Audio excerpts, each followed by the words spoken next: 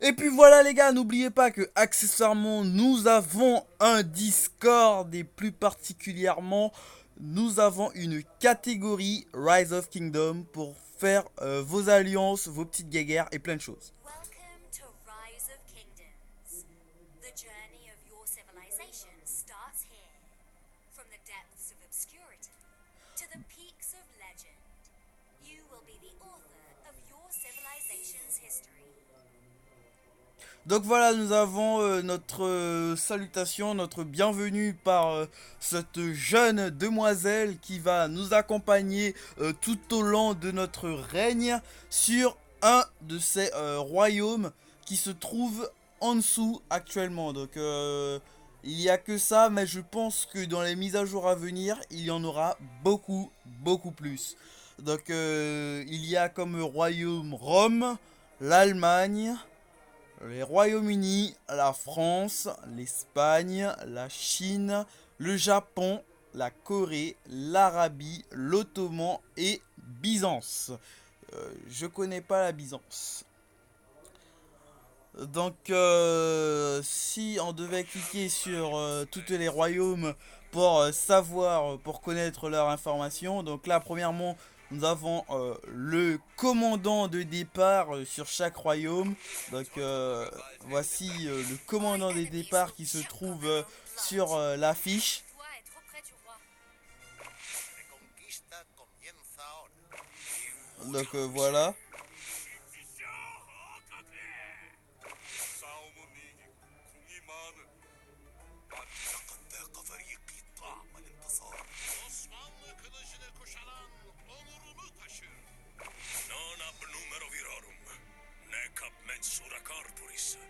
Donc voilà, nous les avons tous vus. Et là, nous allons repasser sur leurs aptitudes. Donc à Rome, notre commandant de départ se nomme Scorpion l'Africain. Donc gloire à l'Empire. Ce qu'il fait, c'est qu'il augmente la défense de l'infanterie de 5%, la vitesse de marche des troupes de 5% et la vitesse de récolte de nourriture de 10%. Donc, voyons voir si les autres commandements de départ peuvent faire mieux. Donc, pour l'Allemagne, le commandant de départ c'est Hermann le Cherusque. Donc, on le prénomme aussi l'aigle de l'Allemagne. Donc, pour Rome, enfin pour l'Allemagne, on va voir que il augmente les attaques de la cavalerie de 5%, la vitesse d'entraînement des troupes de 5% et la restauration des points d'action de 10%. Le Royaume-Uni, nous avons une femme. Euh, le soleil ne se couche jamais au Royaume-Uni. Donc nous allons peut-être vérifier ça. Et voyons ce qu'elle peut faire gagner au royaume. Donc elle augmente l'attaque des archers de 5%, la vitesse d'entraînement des troupes de 5% et la capacité de garnison alliée de 20%. Ensuite, voyons la voir pour la France. Donc la France est évidemment la chevalerie qui augmente la santé des troupes de 3%. Je trouve que c'est très faible. Mais lors d'un combat, ça peut être vraiment bien d'avoir la capacité d'augmenter nos points de santé. Et ensuite, elle peut la vitesse de récolte de bois de 10%, l'augmenter. Et la vitesse de soins de l'hôpital de 20%. Voyons voir l'Espagne. Donc, ah, j'ai oublié de vous dire que pour la France, la commandante des départs, c'est Jeanne d'Arc. Pour les Royaumes-Unis, pardon, c'est Boadicée. Et pour l'Allemagne, nous l'avons déjà vu. Pour l'Espagne, le commandant des départs, c'est Pelage. Donc c'est un guerrier sans peur qui augmente la défense de la cavalerie de 5%, l'expérience acquise en éliminant des barbares et d'autres unités neutres de 10% et la production de ressources de 20%. Ensuite, voyons voir pour la Chine. Sun Zi, art de la guerre, augmente la défense des troupes de 3%, la restauration de points d'action de 5%, la vitesse de construction de 5%. Voilà, c'est tout pour la Chine. Ensuite, voyons voir pour le Japon. Donc, le Japon, c'est Kusunoki Masashige. Donc, Bushido, pardon, qui augmente l'attaque des troupes de 3%, la vitesse de marche de l'éclaireur de 30% et la vitesse de récolte de 5%. 30% pour un éclaireur, c'est déjà, je trouve que c'est déjà pas mal. Et l'armure de Kusunoki, elle est pas mal. Pour ensuite voir la Corée. La Corée, c'est Ulji Mundeok qui équilibre du yin et du yang. Je sais pas si vous connaissez le yin et le yang, mais voilà, allez faire votre petite recherche. Je pense que ça pourrait peut-être vous intéresser. Euh, Franchement, que dire, l'armure du camp asiatique, elle est pas mal. Regardez la Chine, elle est bien. Regardez pour le Japon, elle est pas mal, elle est stylée. Et pour la Corée, voilà, je peux rien dire.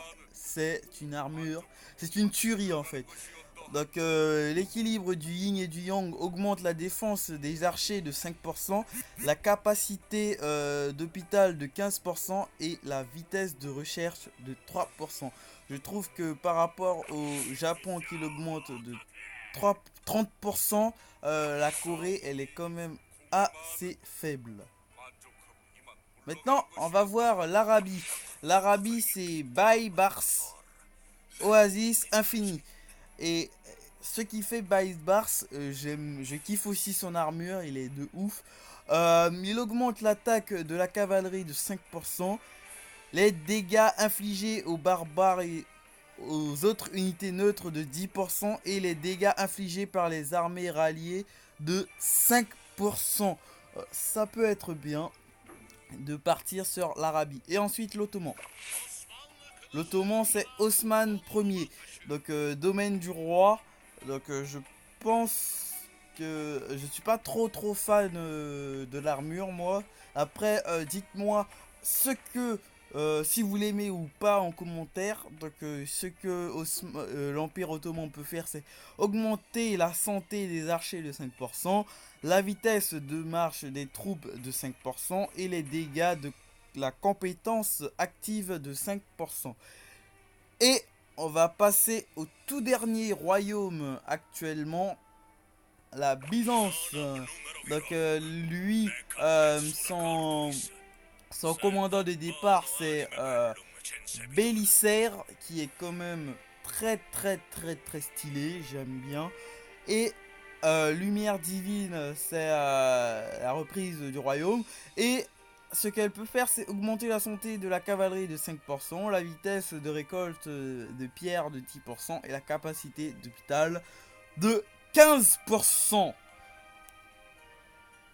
Donc je pense que les amis, on pourrait partir sur la France. Voilà. Parce que la France, elle augmente quand même la santé des troupes de 3%. La vitesse de récolte de bois de 10% et la vitesse de soins d'hôpital de 20%. Et en plus, c'est une icône assez connue, Jeanne d'Arc. Je dois avouer que je suis très fan de son armure. Et puis, c'est parti. On confirme. Donc là, nous avons une petite cinématique. Engulfed in the flames of war. Our people eventually arrived here. A new world full of hope and possibilities. We camp. We explore. We hunt. And we protect each other from great danger. Here our people stand, and the destiny of civilization lies in your hands. Rise of Kingdoms. franchement, j'adore ces cinématiques. Elle est de ouf. Merci aux développeurs du jeu. Donc voilà, là c'est notre village. Et donc ça c'est notre accompagnatrice comme je vous l'avais dit. Et là elle nous dit bon bienvenue gouverneur, je suis là pour vous conseiller. Donc c'est notre conseillère entre guillemets. Et elle dit je ferai de mon mieux pour vous aider. On l'espère bien notre conseillère. Donc voici ce qu'elle dit encore. Notre peuple a vécu une vie nomade durant une longue période. Mais depuis que nous avons découvert ces nouvelles terres, tout semble désormais plein d'espoir et de possibilités. En partant de cette petite ville, nous allons finir par créer une grande civilisation, sur cette terre. Connaître les besoins de votre peuple est le premier pas vers un développement prospère. Notre peuple ne peut survivre sans nourriture. Ça c'est un fondement de base. Nous devons tout d'abord construire une ferme pour assurer l'approvisionnement en nourriture de la ville. Donc là, vous voyez que la ville, elle est pas très spécialement d'un point de vue esthétique et puis voilà. Sinon, au fur et à mesure, je pense que nous pourrions la faire évoluer et tout et tout. Donc là, d'après ce que j'avais vu sur un tuto que m'avait conseillé un ami sur Discord, en fait, le jeu, ce sera guidé. Et après, à la fin, on va nous lâcher dans la nature et ce sera à nous de nous débrouiller. Donc là, c'est parti. Donc là, on pourra rien faire à part suivre ce que on nous dit de faire. Donc là, on va construire la ferme. Donc vous voyez que je pourrais même pas déplacer la ferme, mais à la fin, je pourrais faire ce que je veux. Donc là, ça va vite, mais vous allez voir, au fur et à mesure que nous allons continuer à progresser dans ce jeu, ce ne sera plus aussi rapide. Donc, l'approvisionnement stable de nourriture est le moyen de garantir le quotidien des citoyens.